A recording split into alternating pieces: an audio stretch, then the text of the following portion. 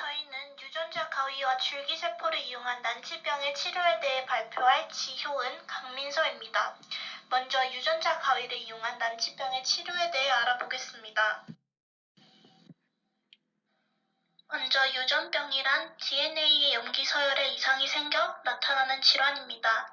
이는 매우 치료가 어려운 것이 특징인데요. 그러나 문제가 되는 특정 DNA의 염기 서열만을 편집할 수 있다면 어떨까요?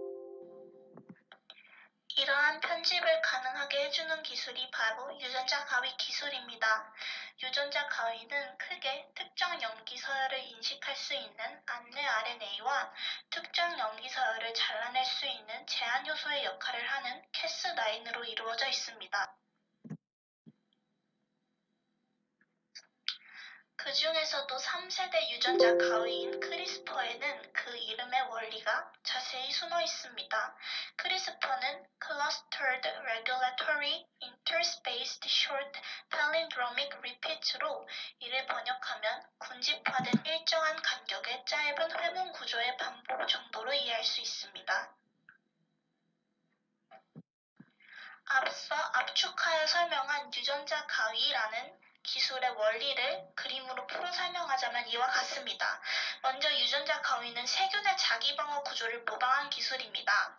그림 속 3'에서 5'으로 가는 각각의 가닥을 세균 DNA의 폴리뉴클레오타이드라고 하고 이 두 가닥 전체를 세균의 DNA라고 해봅시다.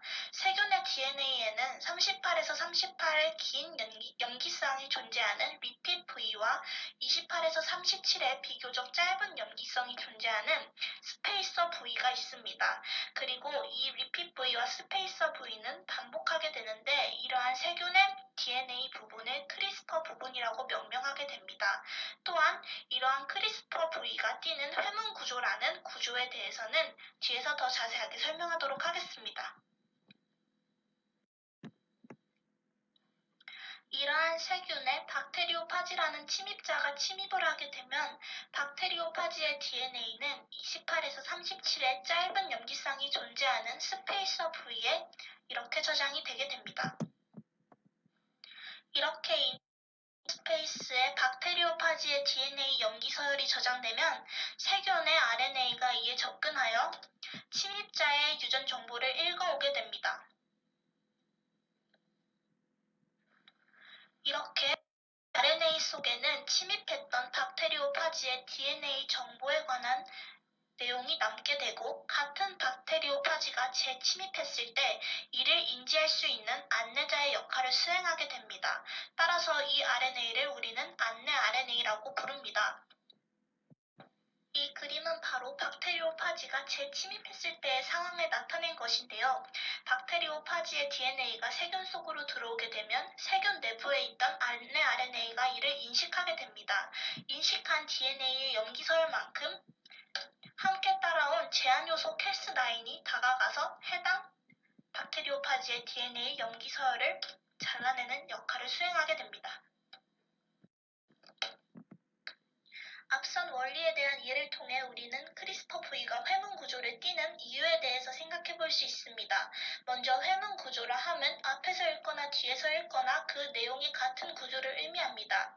그리고 RNA의 경우 일반적으로 한 가닥만을 의미하기 때문에 DNA 이중 가닥 중에 한 가닥만의 유전 정보를 저장할 수 있습니다. 먼저 첫 번째 그림을 보시면 DNA의 염기서열이 회문 구조를 띠고 있는데요. 보통 RNA가 DNA의 염기서열을 인식할 때 5'에서 3' 방향으로 인식하게 됩니다. 이렇게 회문 구조를 띠고 있는 DNA 염기서열의 경우 안내 RNA가 두 가닥을 모두 인식하여 제한요소 cas9이 DNA 두 가닥 모두를 자를 수 있게 됩니다. 그렇지만 회문 구조가 아닌 경우에는 어떨까요? 안내 RNA가 한 가닥만을 인식하여 제한요소 cas9이 DNA 한 가닥만을 자를 수 있게 됩니다. 이렇게 유전자 가위의 원리에 대해서 살펴보았는데요. 유전자 가위의 핵심이라고 할 수 있는 안내 RNA 그리고 제한 요소를 인공적으로 만들 수 있다면 어떨까요? 그렇게 된다면 인간은 문제가 되는 DNA의 특정 염기 서열을 자유자재로 편집할 수 있게 될 것입니다.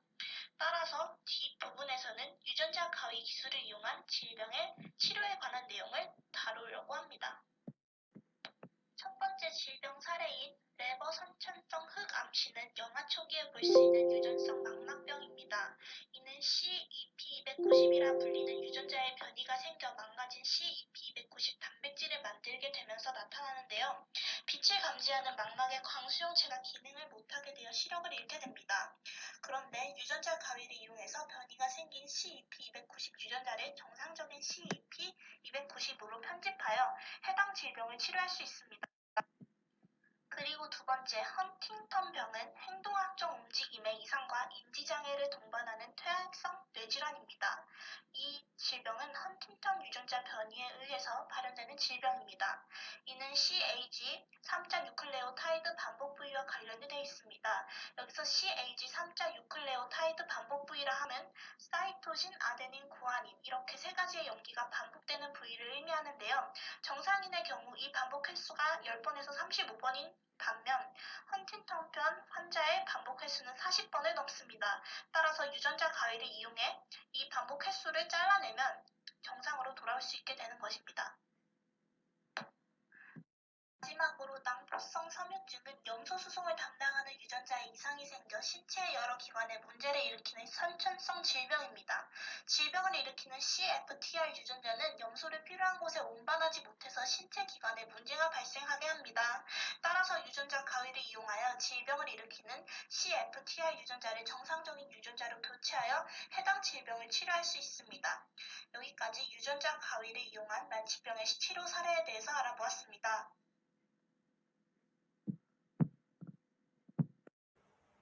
다음으로 난치병 치료에 사용되는 기술로 줄기세포에 대해 발표를 이어가겠습니다. 줄기세포란 여러 세포로 분화할 수 있는 능력을 가진 세포입니다. 난치병 치료에 줄기세포가 사용될 수 있었던 것은 크게 두 가지 이유로 설명할 수 있습니다. 먼저 줄기세포는 손상된 세포와 조직의 재생을 위한 치료에서 사용될 수 있습니다. 앞서 말한 것처럼 줄기세포는 간, 심장, 뼈, 근육 등 여러 세포와 조직으로 분화할 수 있는 능력을 가지고 있습니다. 예를 들어 간이 손상되었다면 줄기세포가 간세포와 간을 이루는 조직으로 분화하여 손상된 간을 대체할 수 있습니다. 그 다음으로 줄기세포를 이용한 치료는 면역 거부 반응이 낮습니다. 백신이나 약과 같은 치료 방법은 환자의 몸에서 일어나는 면역 거부 반응으로 인해 효과가 감소할 수 있고 부작용이 일어날 수 있으나 줄기세포 치료는 환자의 세포에서 줄기세포를 추출하므로 유전적으로 동일하기 때문에 면역 거부 반응이 일어날 가능성이 낮다는 장점이 있습니다. 이러한 특성을 가진 줄기세포도 여러 종류가 있습니다.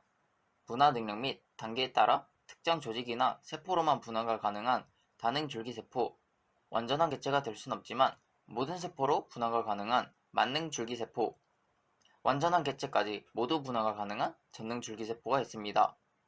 또 유래된 세포 종류에 따라 우리 몸의 세포와 같은 성체세포에서 바로 추출해낼 수 있는 성체줄기세포, 배아 상태에서만 추출해낼 수 있는 배아줄기세포, 세포 분화의 역과정을 이용한 유도만능 줄기세포 등이 있습니다. 이 중에서도 최근 난치병 치료 기술로 활발히 연구되고 있는 떠오르는 샛별 유도만능 줄기세포에 대해 자세히 알아보겠습니다.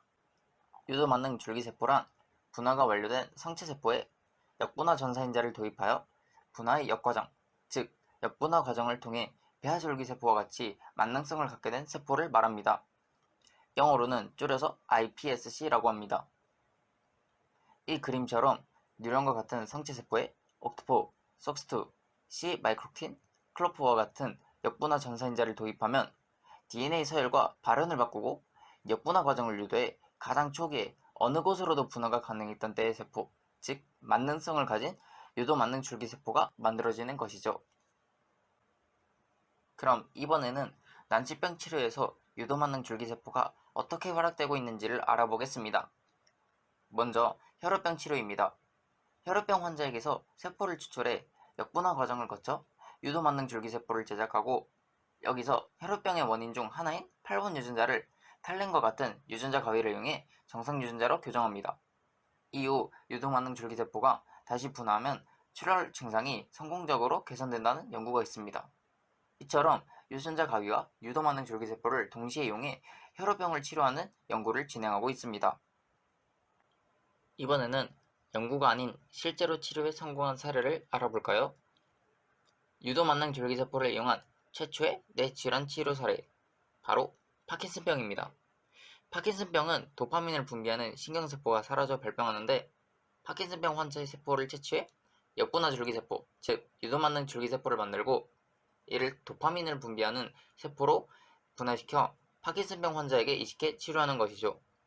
실제로 2018년 카이스트 생명과학과 김강수 교수는 유도만능 줄기세포를 이용해 도파민 신경세포를 분화시켜 환자 뇌에 이식해 수술에 성공한 사례가 있습니다. 정말 놀랍죠? 최근 파킨슨병의 정확한 원인이 미토콘드리아의 폐기물 처리를 담당하는 뉴런의 이상으로 밝혀져 화제가 되고 있습니다. 파킨슨병의 원인도 과연 유도만능 줄기세포를 이용해 치료할 수 있을지 앞으로의 연구가 기대되네요. 유도만능 줄기세포의 놀라움은 이게 다가 아닙니다. 앞서 봤듯이 유도만능 줄기세포는 다양한 세포와 조직으로 분화할 수 있는데요. 그렇다면 장기를 제작해 연구에 활용한다면 어떨까요? 이런 것을 바로 오가노이드라고 합니다. 성균관대 약학대학 이재철 교수는 유도만능 줄기세포를 이용하여 뇌 오가노이드를 제작해 질환 모델링 연구에 활용하고 있다고 합니다. 바로 이 사진이 뇌 오가노이드를 제작해 뇌와 다른 뉴런과의 상호작용을 촬영한 사진입니다. 이처럼 오가노이드 모델을 제작하면 신약 개발, 질병 치료 연구, 다른 세포, 조직, 기관과의 상호작용 등 메커니즘, 유전자 변종과 유전병 사이의 관계를 알아보는 데 사용되는 등 난치병 치료 연구에 많은 분야에서 사용되고 있습니다. 지금까지 유전자 가위와 줄기세포를 이용한 난치병 치료에 대해서 알아보았습니다.